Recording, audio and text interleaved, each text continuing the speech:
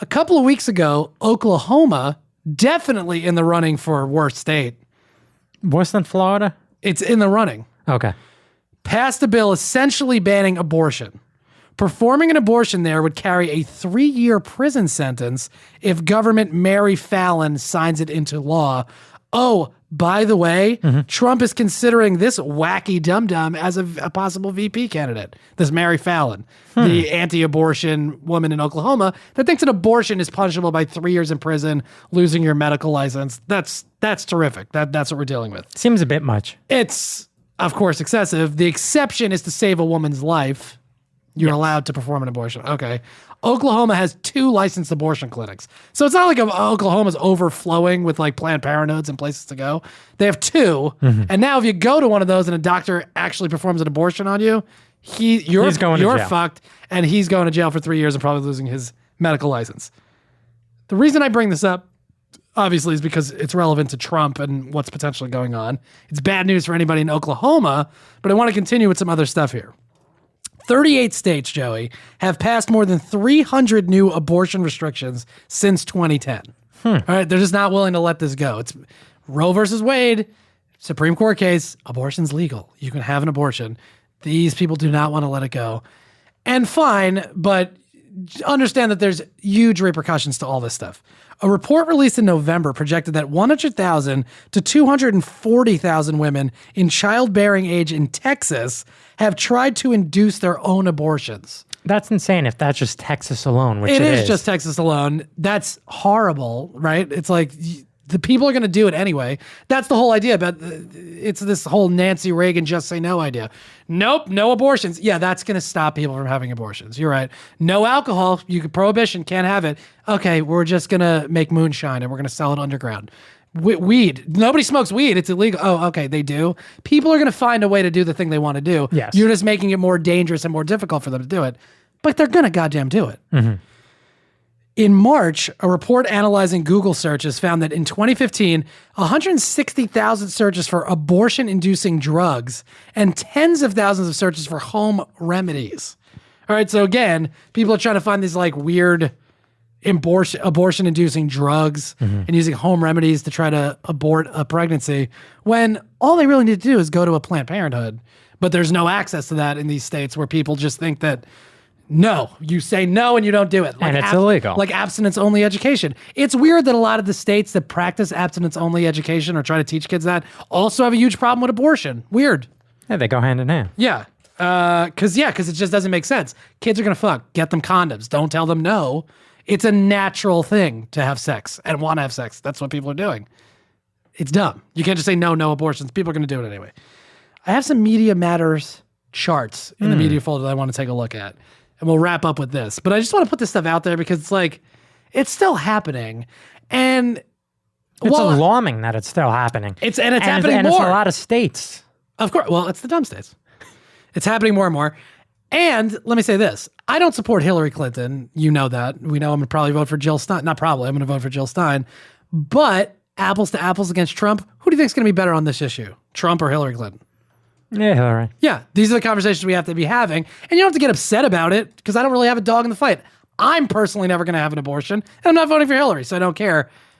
Little teaser of what we're going to get into in the 2016 update. You got to convince people not to vote for Trump. It's not convincing them to vote for anyone else, but just be like, it is reprehensible to vote for Trump. You're crazy, and you're kind of damning us to Armageddon by voting for this guy. 500 years of darkness? Lay out the facts, but something like that, absolutely.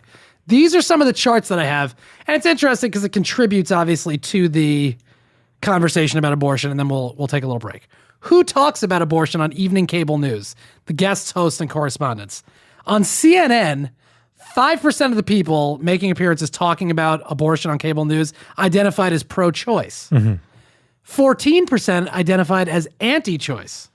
Interesting. So CNN, which is supposed to be like the middle of the road one, is actually featuring people who are anti-abortion more than they're featuring people who are pro-life or whatever, or pro-choice. On Fox News, obviously, gigantic discrepancy. 70% of the people on there, anti-choice. 5% of the people are pro-choice. That's a big number. big number. MSNBC flips, but not to the same degree. This is always the false equivalency that people make where they go, Fox is the right and MSNBC is the left. Sure, they're more liberal on MSNBC, but the blatant bias is not to the same degree that it's taking place on Fox News. It's there, but it's not exactly the same. 49% of people represented on TV talking about abortion there are pro-choice, 6% as anti-choice or whatever. They're pro-life as they're called. But the total number of people talking about this on cable news, 40% overall are against abortion and 17% are pro-choice. So that's the thing. When we talk about a media bias or whatever, and then people on the right complain about, it's liberals drive the media. Really, then why is the conversation about abortion on TV pro-life? Why is it not pro-abortion then, if that's the case? Interesting. It's weird when you look at the numbers, right? Probably because the one audience is playing to those strengths. Well, that's always my point. Mm-hmm. That's the point. That's the rub. It gets put out there as the media's liberal, these Hollywood liberals that are always skewing everything against the right. No, they're playing to their audience, and you know who their audience is? Center-right people. Because that's what the basis of this country is. The liberals are the minority in this country, and we can pretend that they're not, but they are. And the facts, the numbers about this stuff bear that out. Speaks volumes. Abortion-related misinformation on major news networks. 796 statements total for between January 1st, 2015 and March 6, 2016 were misinformation about abortion. 288 statements were accurate information. So you're talking 800 to 300 wrong to correct information that you're seeing on TV. And obviously Fox is way out of whack. MSNBC, in fact, is the only one that has actually accurate information about abortion, but it's only 87 to 37. Well, this is insane because people are using that misinformation as real information. Well, yeah, that's how you get Donald Trump. That's what happens. Because you have a whole... And how you get Hillary to an extent. Because you have thousands of people doing things that they shouldn't be doing, that are going to be harming not only themselves, but the baby as well. Yes, thinking that they're armed with the facts and that they're right and they're on this moral crusade, but they're not. They're wrong. And because a lot of the people I think that watch Fox and people that are anti-abortion, there's a religious aspect tied up in that. So no matter what argument you give them, Jesus said no, it's killing a lot. So it's hard to have that argument. And then, especially when you get the, quote, news people on Fox telling you you're right, even though you're not right, and filling your head with misinformation even more so than your faith-driven ideology, it makes it literally impossible to have a real conversation about the issue and try to get somewhere on it. This is the last little one I have, and then we'll take a quick break. Abortion-related misinformation on Fox News programs. So this is breaking it down even further. These are the Fox shows that have the most misinformation. Special Report with Brett Baer, who's literally the news guy on Fox. He's not the opinion guy. He's made 110, same time period, January 1st to March 6th. 110 misleading statements about abortion, 37 accurate statements about it, okay? He's been busy. And it's not just him, but it's like on that show. On the record with Greta Van Susteren, to her credit, she doesn't really talk about it, but when she does, it's 10 wrong statements, 4 correct statements. O'Reilly, 171 incorrect statements to 22 accurate ones. 139 inaccurate statements on Megyn Kelly's show, 59 accurate ones.